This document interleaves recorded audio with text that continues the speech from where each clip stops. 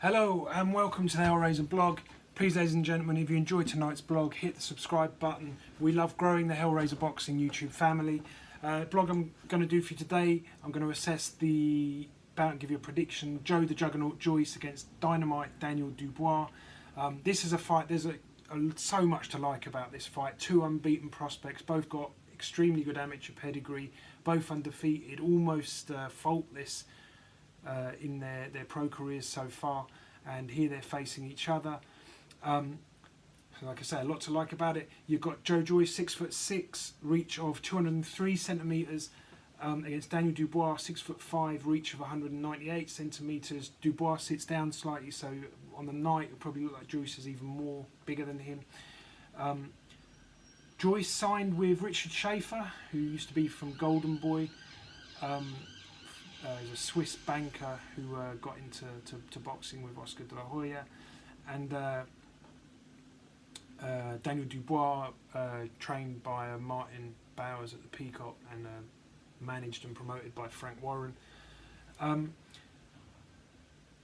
going to say, look, this fight, it ticks a lot of boxes for me as a boxing fan. I've got to say, I mean, it's a brilliant fight to make, and as a boxing fan, I'm really going to enjoy it. I wish more fights like this could be made from a boxing fan's point of view. From a management point of view, I think it's a big risk. It's a big risk because both of these guys have had a lot of investment, a lot of resources has gone into building their careers. And for Joyce, it was probably easier because he boxed in the Olympics, so he was already like in the public eye. Daniel Dubois has done it all through basically investment from Frank Warren, from the Bowers, from the people that are behind him, that have put a huge amount of faith in him. And I remember when he boxed Nathan Gorman, I thought that's not the fight I'd have taken for him, because for me, Daniel Dubois, what I'd seen of him was quite flat-footed. He set his feet and then he let his hands go, and I just thought, against someone that moves like Nathan Gorman, he's going to have problems. I was so impressed because on that night I was at the Copper Box. Daniel Dubois had clearly watched and contemplated what he was going to do, and he cut the ring down so effectively, so quickly. He really boxed much better than I'd ever seen him box before. His tactics were spot on. He moved his feet very quickly. He was totally switched on. And Nathan Gorman, I actually thought it would be Dubois that wouldn't be able to adapt to the movement of Gorman, but it was Gorman that couldn't adapt to the speed, the punch variety, the aggression of Dubois, and Dubois just picked him apart, and how he finished him was clinical and very impressive. I was really impressed with Daniel Dubois that night, and I thought that's something that I didn't think that he had in his repertoire to adapt, because when I saw him box previously, I thought, okay, you can go from there to there, but not in one fight. Maybe in a year's time, he will have put him into gradually harder fights, and then we'll see him ready to go and do this. But to put him in that early, and he just walked through Nathan Gorman. You know, he beat him, and whereas you had Gorman trying to use this movement with him. Dubois was very clever. He cut the distance down, went to the body, feinted a lot, opened up Gorman and took him out. So here, different fight. We got him against Joyce. Joyce, for me, better fight than Nathan Gorman. Higher calibre of opposition, but a lot of similarities as well. Joyce seems to push a little bit with his punches. He's a massive unit. He's a big guy. So even if he does, you know, even if it is only an arm punch, it's still going to do you damage. You're going to know you've been hit. But I think that he could be his downfall, because Joe Joyce is a guy that likes to engage. He likes to stand his ground. He's a big, strong guy. Every person I've spoke to that sparred or fought him has all said the same thing. Yeah, very incredibly strong. Don't realise how strong he is, even though you expect him to be strong. You don't know he's going to be that strong till you go in there.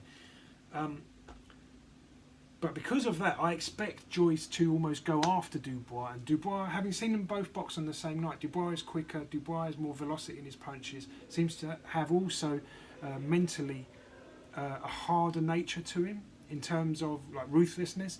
because I saw Joe Joyce box a sort of decent club level guy called Joe Hanks, an American guy, and he catches him with a shot. Joe Hanks is all at sea, doesn't know what's going on, doesn't know what day of the week it is, and Joe Joyce steps off him, walks off. And the moment I saw that, it made me think there's something missing there in the equation. He hasn't got that ruthless gene in him naturally. Whereas Daniel Dubois, I do feel he's got that. I think he's got fight in his DNA. I think he's got that that clinical finish that we saw. We've seen Dubois throughout his career. He's just dismantled everything that's been put in front of him. Granted, he's never fought anyone anywhere near as good as what Joe Joyce is, or that's achieved like what Joe Joyce has. But whenever he has been presented with the opportunity to show what he's got, he's never faltered. You know, he's always shown great ability to finish people off. And that it just put me off a little bit. It made me think with Joyce, he needs more time. He needs to understand, right, in a fight, you might only get one snippet opportunity in the whole fight to finish it, and you have to take it, especially at a high level, because you might not only get one, you might not get a second chance. And to get one and step off, it's naive. It doesn't. I mean, talking about naivety, and I'm not a hater of Joe Joyce. In fact, I'm a fan of his. But when he boxed on Channel 5, I saw there was Derek Chisora there, and I understand from his personal point of view, yeah, fighting Chisora is probably the big payday for him.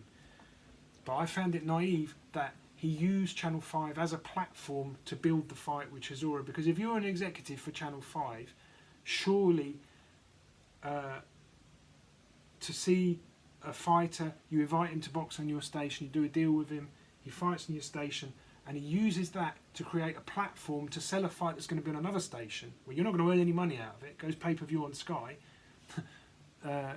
it's surely going to burn a bridge with them. And I just thought, again, from a management side, I thought that's you know when you're a boxing manager for a long time, you notice stuff like that, and I just thought it didn't lie very well with me. I thought they're burning bridges they don't need to burn here, and they could have gone about it differently, maybe a little bit more smart about it, and that would have created more opportunities for them, rather than upset people that they're probably going to need in the not too distant future.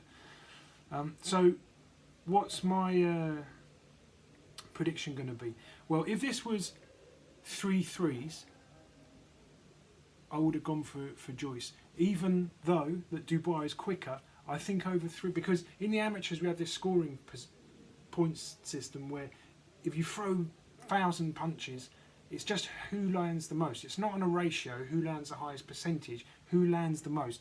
And Joyce has this phenomenal work rate, and he could probably outwork any other super heavyweight at the time that he was peaking.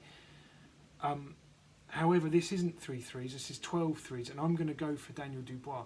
I think Dubois, and Dubois might stop him in the first 3 rounds. I'm not saying that he the thing is, I think they both like engaging.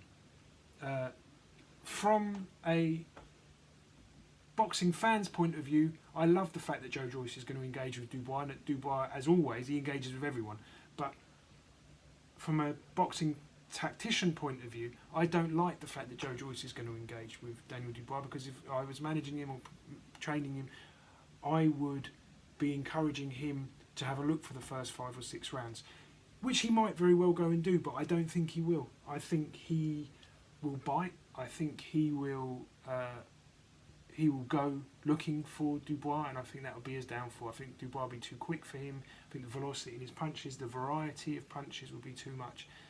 And we've seen with Dubois, one shot can knock the opponent out or can set up the ending very swiftly afterwards. So I'm going to go for Daniel Dubois, and I'm going to go for Dubois in round 4.